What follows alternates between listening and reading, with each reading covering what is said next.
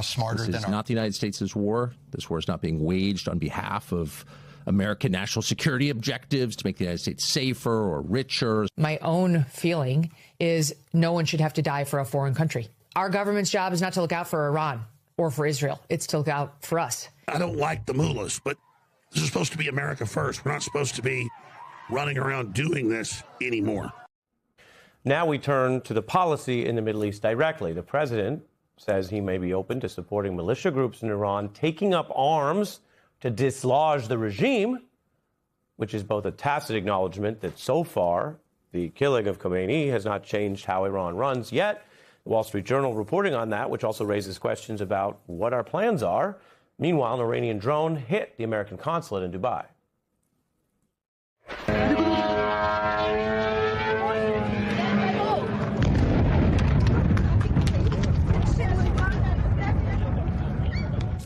There you can see the impact, the smoke and fire rising. After the attack, U.S. officials did say they were able to account for all personnel.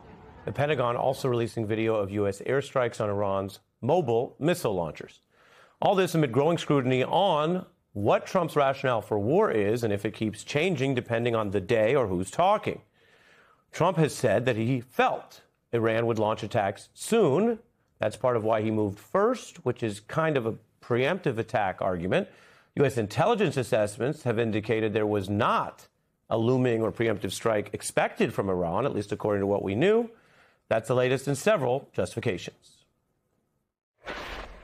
Our objective is to defend the American people and would soon have had missiles capable of reaching our beautiful America. Our country itself would be under threat, and it was very nearly under threat. The United States is conducting an operation to eliminate the threat of Iran's short-range ballistic missiles. He wanted to make sure that Iran could never have a nuclear weapon. We knew that there was going to be an Israeli action, the threat posed by their Navy. We hope that the Iranian people can overthrow this government. This is not a so-called regime change war, but the regime sure did change. If we didn't do it, they were going to attack first. I felt strongly about that.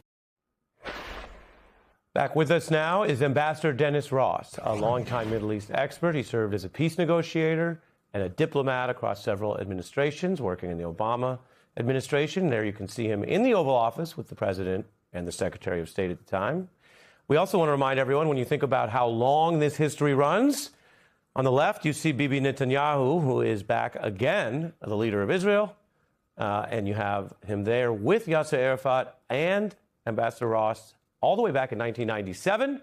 We should mention his latest book on the region, Statecraft 2.0, What America Needs to Learn in a Multipolar World, is available now. Welcome back. You remember that photo, that moment? Yeah, I've just changed a little bit, not much. Yeah, well, that's the passage of time is something we all have in common, even across the great barrier that separated those two men and their peoples. But I show that because you've lived through so much of this. The last time you were here, we discussed some of what might actually change on the sort of chessboard.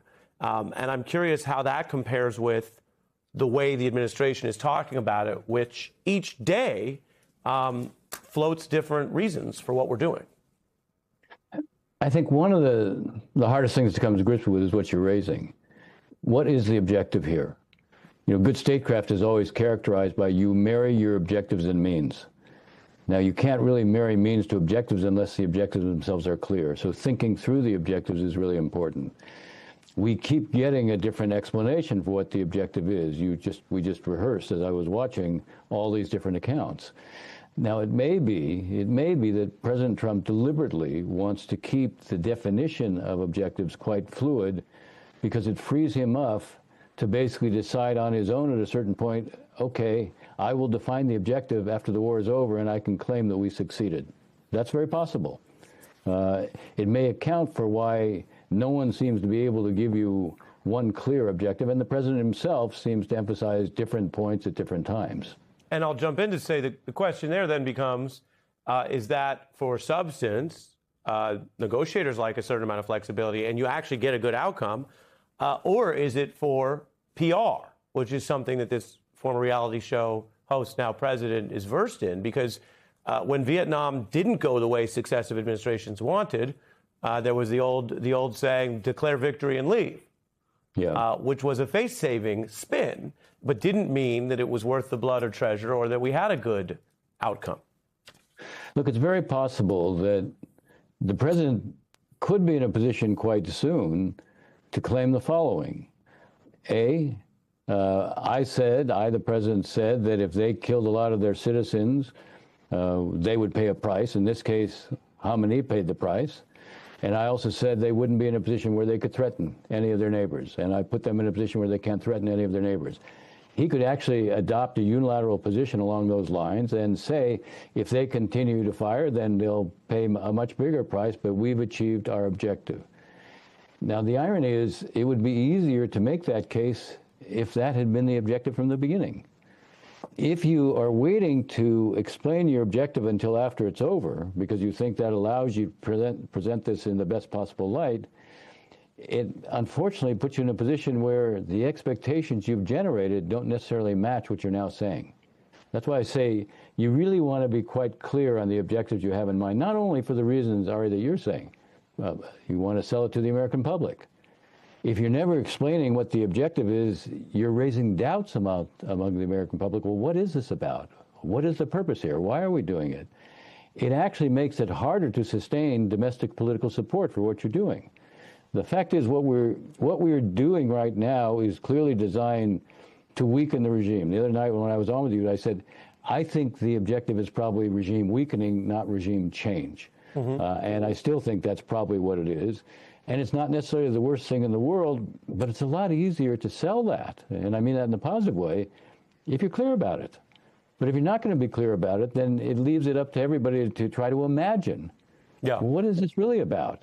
And when people begin to imagine, then they begin. Welcome back. If you haven't already, please subscribe to our channel for the latest updates. Just click the subscribe button right there to stay informed.